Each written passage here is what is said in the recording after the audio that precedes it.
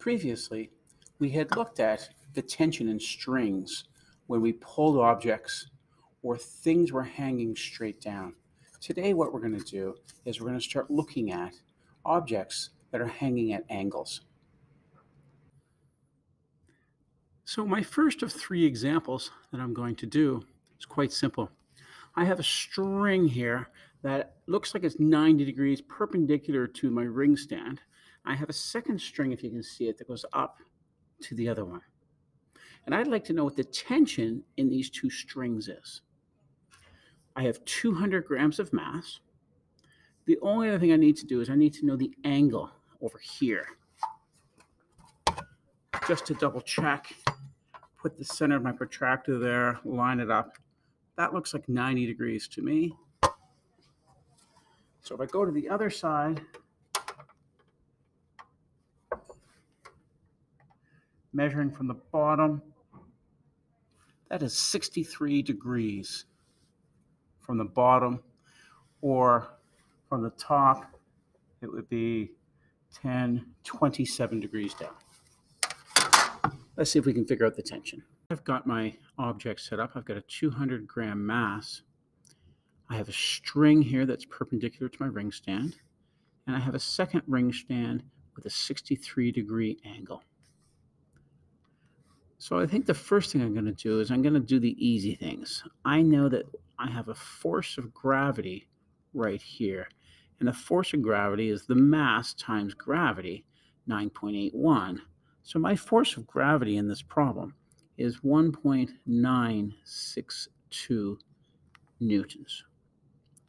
Now I know if I have a force of gravity of 1.962 newtons, there has to be some force holding it upward, and this force must also be 1.962 newtons. If that force didn't exist, this weight would fall to the floor, and it didn't. It stayed still. So I have to have an equal and opposite force.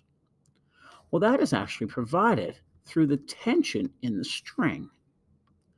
What the string is doing is it's providing an upward force here to counteract the force of gravity.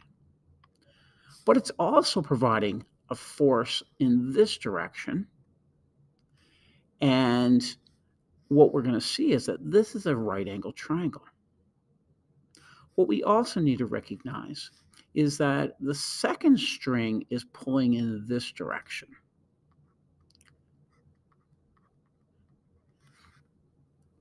So I'm going to label my strings here. I want to know the tension in the string off to the angle, and I want to know the tension over here as well.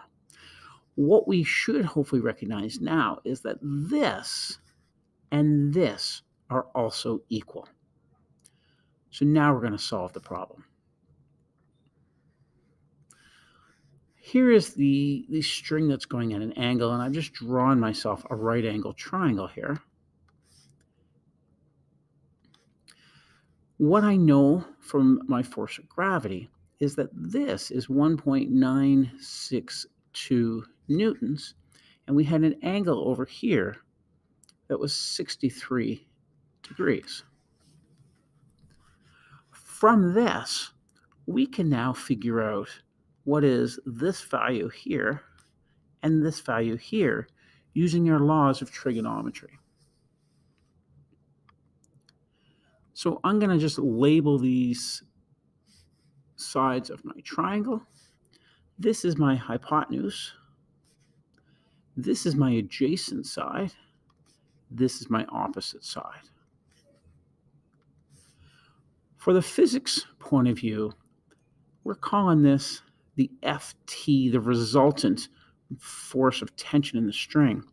But what I can also do is I can call this the force of tension in the x direction. And that's utilizing our graphing where this is the x and this is the y. So following that notation, I could also call this Fty. So I know that my Ft in the y direction is 1.962 newtons. From this, I can now figure out what is the value of my adjacent and hypotenuse. So let's start with my hypotenuse first. We know that my opposite over my hypotenuse is equal to the sine of the angle. With a little bit of algebra, I know that my hypotenuse will be equal to the opposite divided by the sine of theta. So the hypotenuse will be equal to the opposite, and the opposite was the y value. That is my 1.962 newtons divided by the sine of the angle, and the angle here was 63 degrees. So my hypotenuse for this question is 2.20 newtons. That is the force of tension in the first string, the one at the angle. Okay, similarly, well, that was a horrible line. We know that our opposite divided by our adjacent is equivalent to our tangent.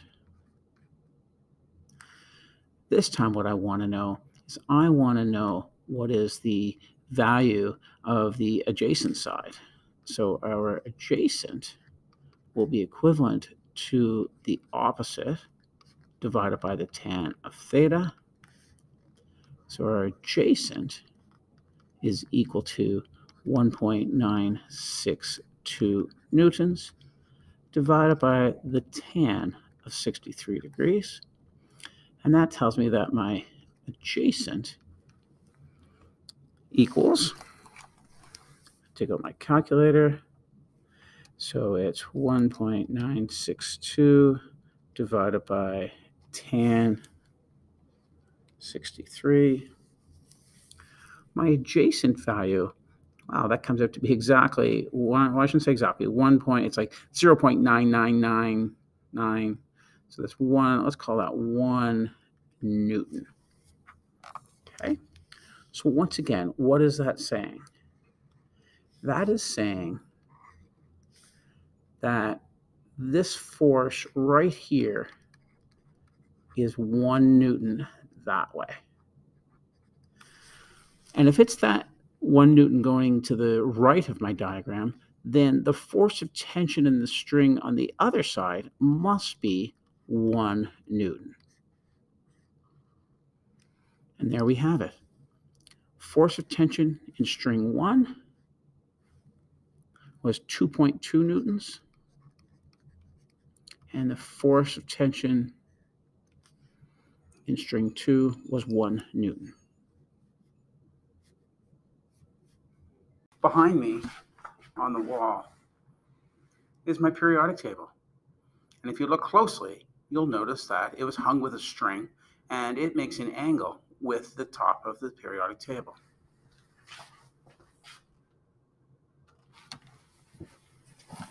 What I'd like to know is, what is the tension in that string? We're going to make an assumption that the angles on both sides are equal, because if it wasn't, this would be hanging a little bit sideways. So when we hung it up, we had them so they were the same length. We could measure the strings with a ruler just to be sure, but we're going to calculate that problem as if they are equal. You can see that I've got my protractor up against the wall here. Now it's off just a little bit because I'm not holding it. But what I did is I looked at each side, and it was 24 degrees from the horizontal on each side. So it is fairly symmetrical. And if I take 24 off of each side, that means I would take 48 degrees off of 180. So I'm going to suggest that the angle between the strings is 132 degrees. And we'll use that to help us calculate the tension in the string. So here I've drawn my periodic table on the wall. It has a mass of 5 kilograms. And from that, I know that I have a force of gravity pulling it down. And the force is mass times acceleration, which is 9.81. So I know that my force of gravity is 49.05 newtons in a downward direction. Now, the periodic table is hanging on the wall. It's not moving anywhere. There's no normal forces holding it up. We could, I guess, we go three-dimensional, but we won't. There are some, there's a nail in the wall, but that's another story. So what's holding this object up? Well, what we have is we have a force in the opposite direction, upward here. And that is actually the tension in the string. So I have the tension in the string on both sides. Now, because this object is hanging equally on both sides, it's fairly easy to calculate. It gets a little more confusing when the angles are different or the forces are different. But what we know is that it's being held up through the tension of the string, and the upward must equal 49.05 newtons. So once again, 5 kilograms, we have a force of tension on both sides, but the force of tension is equal. Here is my diagram that represents the string.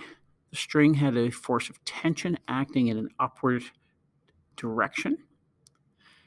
Now we have to remember that it was hanging at an angle, and previously we knew that this was 24 degrees on each side. And on the inside, right here, was 66 degrees on both sides.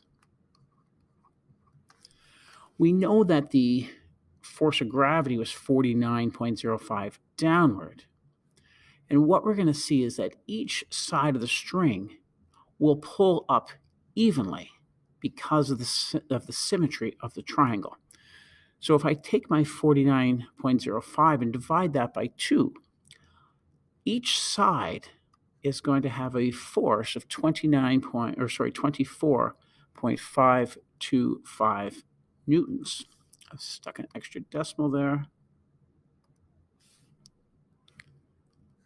24.525 newtons on each side of the triangle.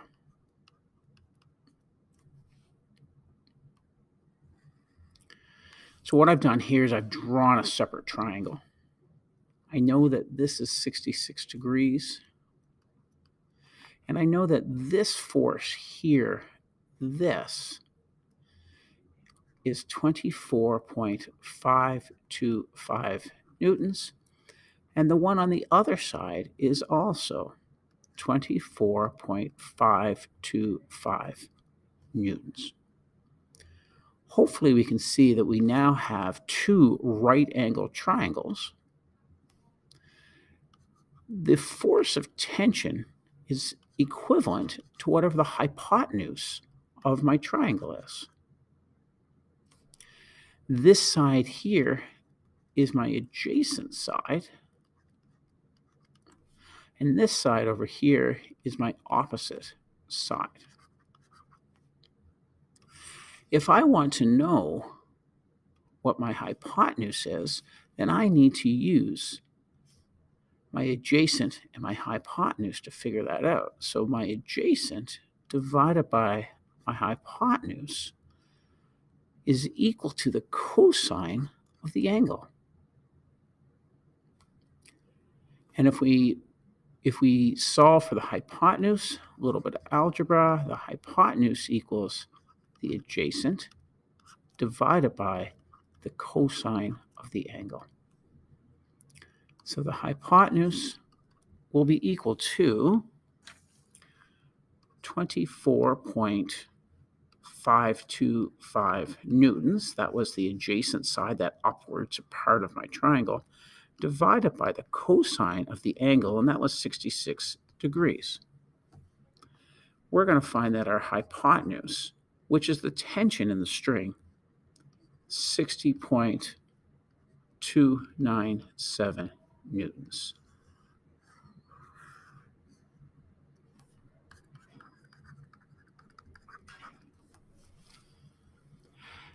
Now, I do want to point out that we could also talk about the force going in this direction on each of the triangles. This one pointing to the left and this one pointing to the right are going to be equal.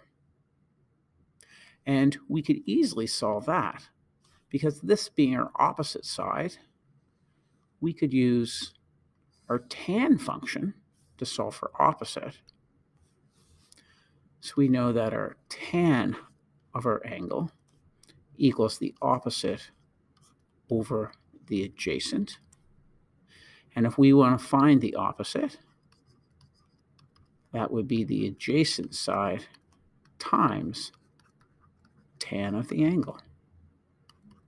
And that would simply equal the adjacent, which was 24.525 newtons, times the tan of 66 degrees.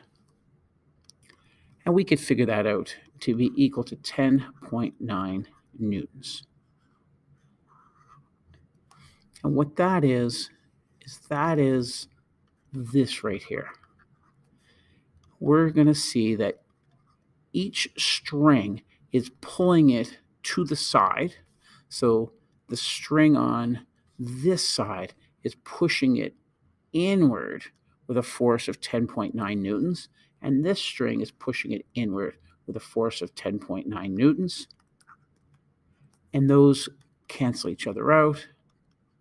So we have a net side to side of 0 newtons of force. So here's an example. You can see I have a 200-gram mass hanging from 2 strings, one here, one there. And I can easily use my protractor to measure the angle.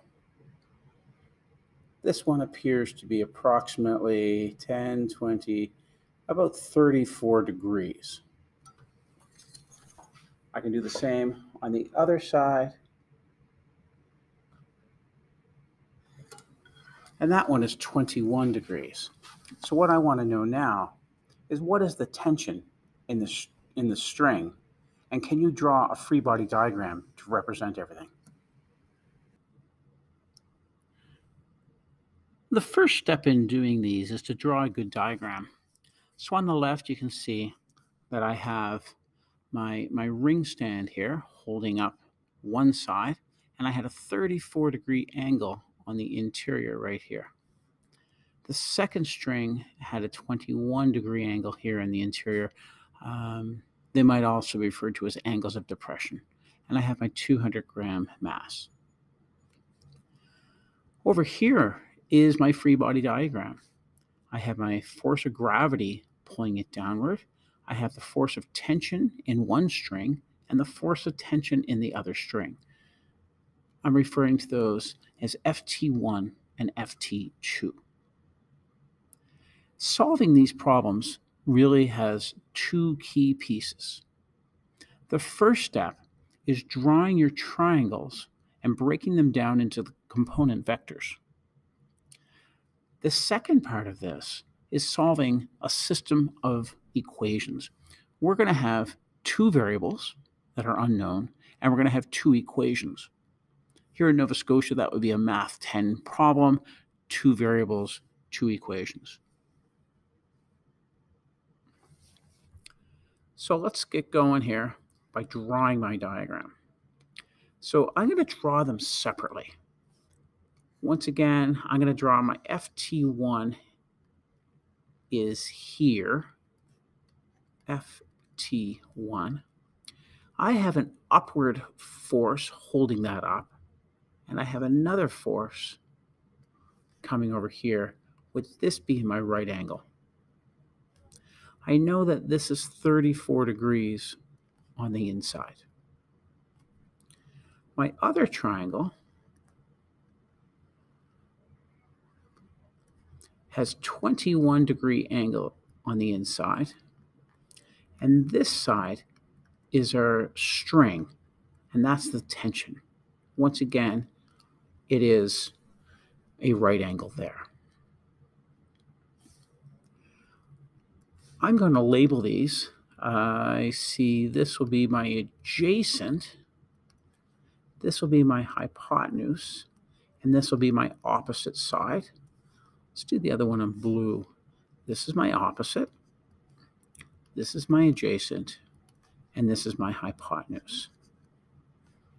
Just to keep them straight, I'm going to call this hypotenuse number 1, opposite number 1, adjacent number 1, opposite number 2, adjacent number 2, and hypotenuse number 2.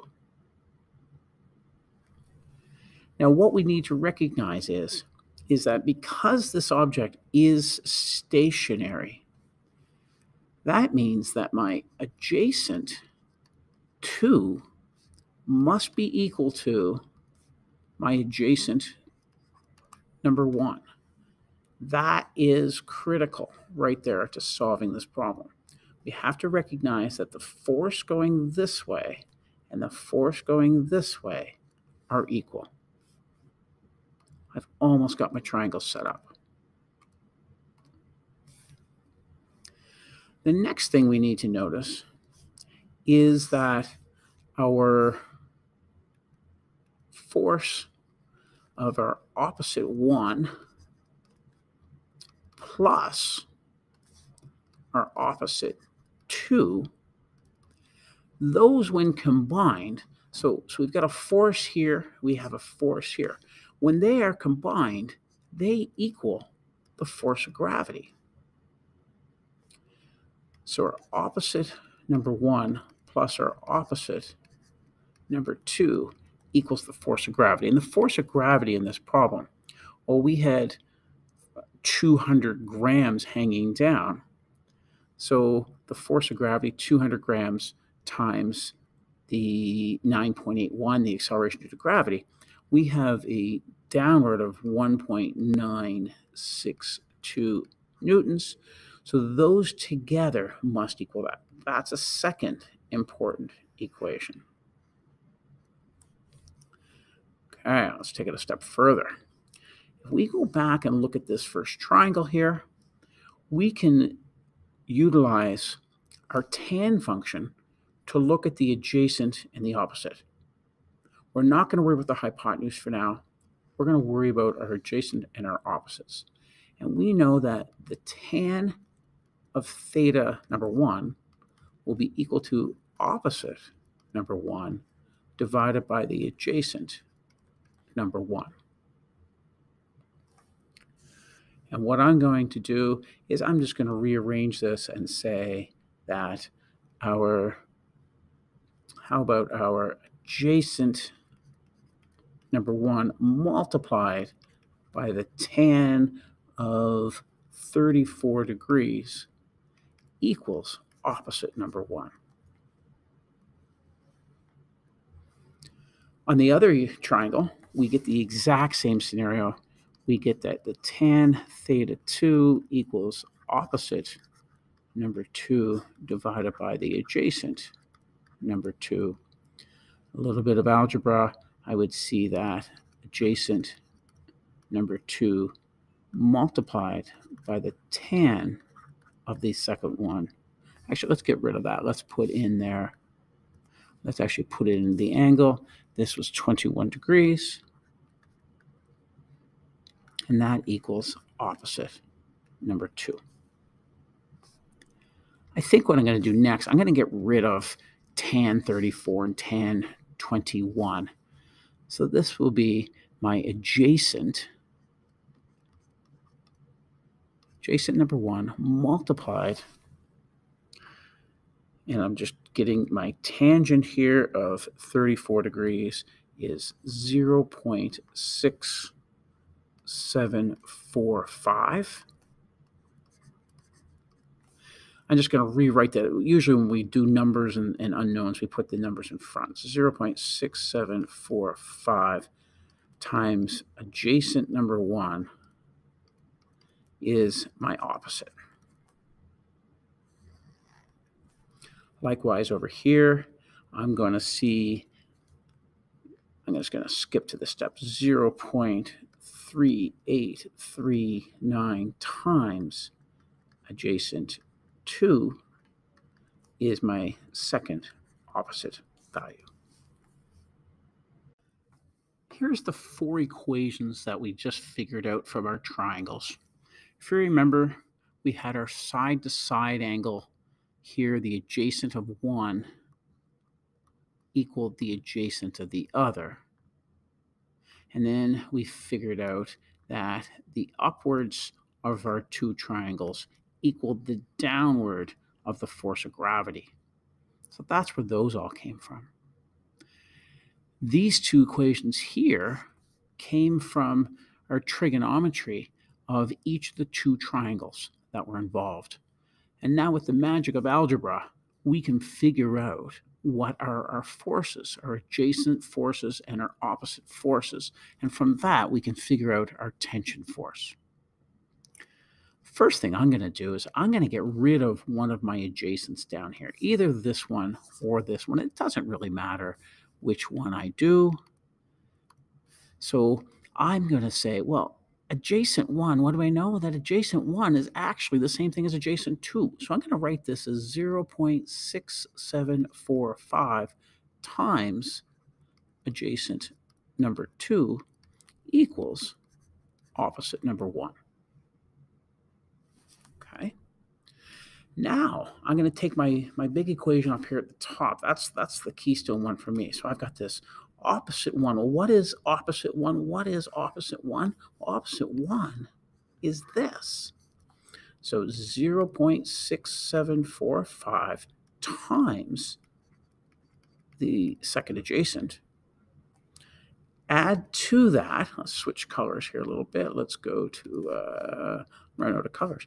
Let's add this, opposite 2.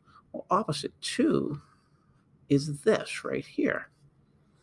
So 0.3839 times adjacent number 2 equals, and we know that that whole thing equals 1.962 newtons. Well, look at that. We've gotten rid of all the variables except for adjacent number 2. So if we were to add these 2 numbers together, we would end up with 1.058 times adjacent number 2 equals 1.962 newtons. And if we were to divide each side by 1.058, we would end up with 1.85 newtons. That is adjacent number 2. So adjacent number 2 is 1.85 newtons. Well, that's this right here, 1.85 newtons. And if that's 1.85 newtons, so is this one, 1.85 newtons. Now that I have that, I can even solve this. Look, I know that my opposite number 2 is 1.85 newtons times 0.3839.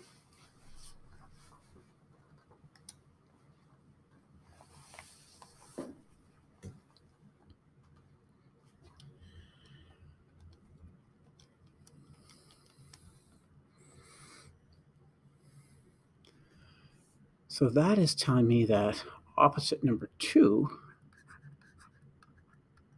equals 0.7117.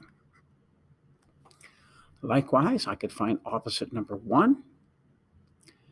Opposite number 1 would be 0.6745 multiplied by 1.85. That's telling me that opposite number 1 is 1.25 newtons. I may have said earlier this was tangent. Obviously, this is my hypotenuse. So I've redrawn my original triangles. I had the one on the left had a 34-degree angle, and the one on the right had a 21-degree angle. And we just calculated our adjacent values. Our adjacent equaled 1.85 newtons. So that's saying that this force equals that force because it's not moving side to side, and that makes sense.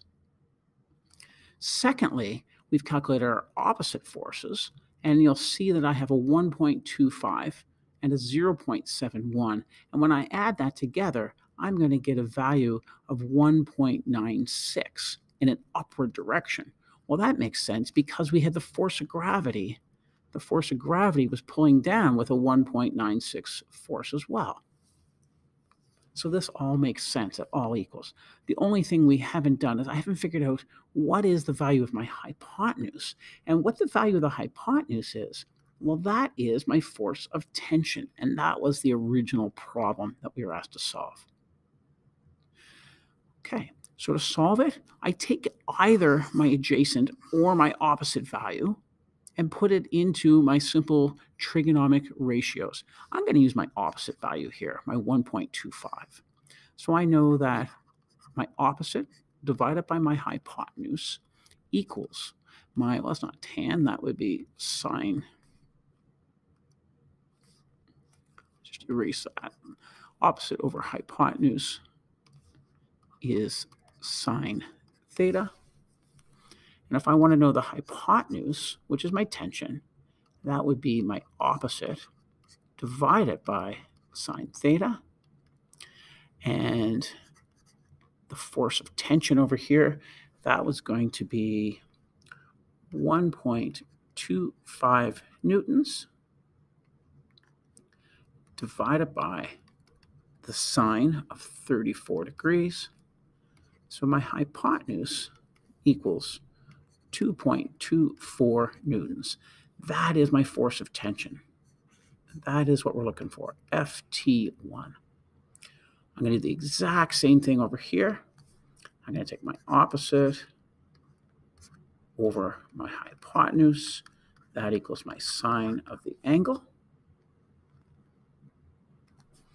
So my hypotenuse will equal my opposite over the sine of theta. So my hypotenuse will equal 1.25 newtons divided by the sine, and this one I think we had a 21-degree angle. So my hypotenuse here is 0.255 newtons. And that is my second tension. So far, I've just referred to these sides as our trigonomic descriptions, this being a hypotenuse, this being, depends which angle I have, maybe this one's my opposite, and this side is my adjacent. But in physics, we like to be a little more descriptive of what those sides really are. So once again, this is my resultant vector. And that is our force of tension in the string. What I want to talk about briefly is what is the name of this side over here? I've been calling it an opposite for now, but what this is our force of tension in the y variable. So remember, we've got our x's and our y's. This is the force of tension in the y direction, and this is our force of tension in the x direction. And it's really important as we move forward with physics is that we understand what that means.